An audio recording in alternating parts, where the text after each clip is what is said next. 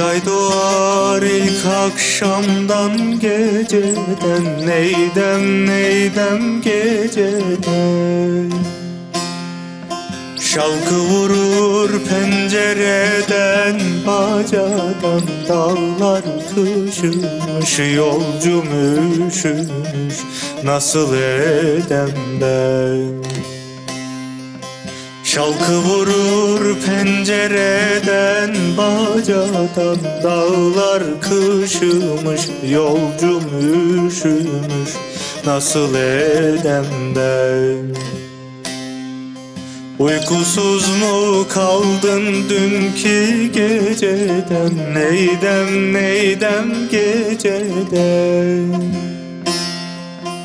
Uyan uyan yar sinene, sar beni, dağlar kışımış, yolcum üşümüş, nasıl edem ben? Uyan uyan yar sinene, sar beni, dağlar harami, açma yaramı, perişanım ben.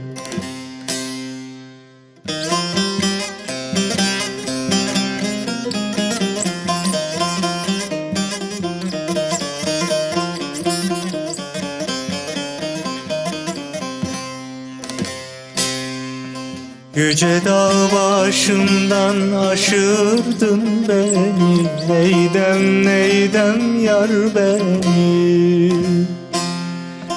Tükenmez dertlere düşürdün beni, dağlar kışımış, yolcum üşümüş, nasıl edem ben? Tükenmez dertlere düşürdün beni, dağlar kışımış, yolcum üşümüş, nasıl edem ben? Madem soysuz gönlün bende yoktu, neydem neydem yoktu. Niye doğru yoldan şaşırdın beni, dağlar kışımış, yolcum üşümüş, perişanım ben.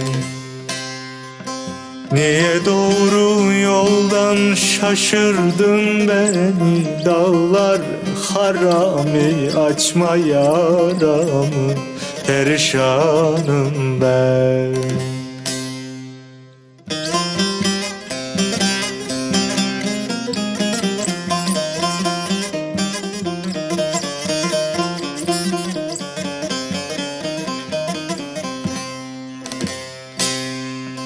Aşağıdan gelir eli boş değil, neydem neydem boş değil. Söylerim söylerim gönlüm hoş değil, dağlar kışımış, yolcum üşümüş, nasıl edem ben? Bir güzeli bir çirkine vermişler, neydem neydem vermişler.